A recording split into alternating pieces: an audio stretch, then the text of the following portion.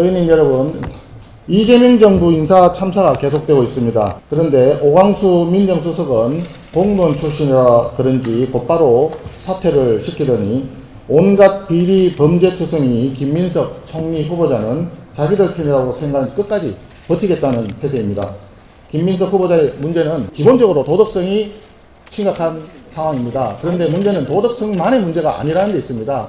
이 더 큰 문제가 논란에 대응하는 김민석 후보자의 자세와 태도에 있다고 생각을 합니다. 대법원의 유죄 판결을 받은 자신의 과거 전과에 대해서 엄연히 사실인데도 불구하고 반성과 사과는커녕 정치검찰이니 표적수사니 검찰의 조작이니 운운하고 있습니다. 이런 행태를 도대체 누구한테 배웠는지 모르겠습니다. 대통령 본인이 그런 전과가 있다 보니까 본인이 얘기했던 대로 정치검찰이다, 사법쿠데타다 이런 식으로 하면서 지지자들에게 호소하는 그런 행태를 답습하고 있는 것 아닌가 하는 국민적 의구심이 있습니다. 윗물이 맑아야 아랫물이 맑은 법 아니겠습니까? 대통령 자체가 자신의 범죄에 대해서 반성하지 않고 정치적 선동으로만 일관하니까 총리 후보자도 면피하기 위해서 따라하는 것입니다. 김민석 후보자가 총리가 되면 그 다음 민선은 또 어떻게 되겠습니까? 대통령과 총리가 전부 도덕성 문제가 있고 범죄 전력이 있으니 그 밑에 있는 사람들도 마찬가지로 인사에 있어서 도덕성 검증은 보나마나 기대를 할 수 없을 것입니다. 그들도 대통령이나 총리와 마찬가지로 정치적 선동으로 무마하려 될 것이 명약관화합니다. 김민석 총리 후보자를 그대로 인준하게 된다면 우리 공직사회의 윤리 기준은 완전히 무너지고 사법 시스템에 대한 근본적인 국민 불신이 조장될 것입니다.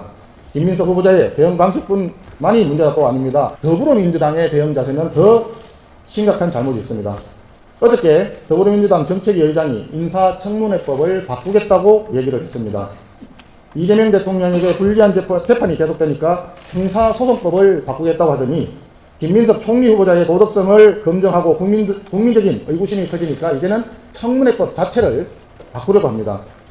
이 정권의 문제제기 방식은 한마디로 수 틀리면 압도적 다수 우위를 기준으로 해서 법을 바꿔버리겠다 이런 거 아닌가 싶습니다. 입법 권력을 깡패처럼 휘두르는 습관을 고치지 못하는 상황입니다. 대통령과 총리의 도덕성이 무너졌는데 인사청문회법마저 바꿔서 도덕성 검증을 별도로 뗀다면 국민들은 어떻게 공직 후보자의 적절한 인선을 알 수가 있겠습니까? 이 정권에서는 도덕성이라고 하는 검증 자체가 아예 사라질 판입니다. 모든 고위공직자의 이재명화가 진행될까 두렵습니다. 그리고 우리 당의 주진우 의원님이 김민석 후보자의 검증을 충실히 하다 보니까 더불어민주당에서 주진우 의원님을 공격하기 시작했습니다. 어이가 없습니다. 그럴 거면 주진우 의원을 총리로 지명하십시오. 만약에 주진우 의원이 총리 후보자라면 우리 당은 모든 의원님들이 나서서 주진우 의원님에 대한 진실을 낱낱이 검증할 것입니다. 그런데 총리 후보자는 김민석 의원 아닙니까? 인사청문회를 앞두고 검증하는 것은 더불어민주당이 야당일 때도 그대로 해왔던 일입니다. 너무 뻔뻔하다고 생각합니다. 김민석 후보자는 94건의 자료 제출을 요구했는데 그중에서 7건만 지금까지 답변을 했다고 합니다.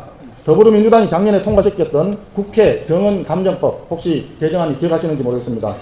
기업이 개인정보보호, 영업비밀보호 등을 이유로 국회 자료 제출을 거부할 수 없다고 하였습니다.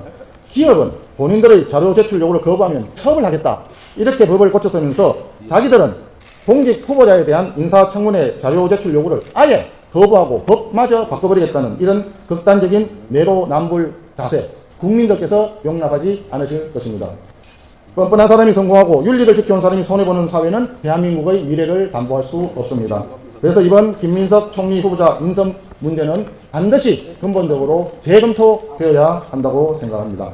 비공개를 통해서 향후 방안에서 논의하도록 하겠습니다. 감사합니다.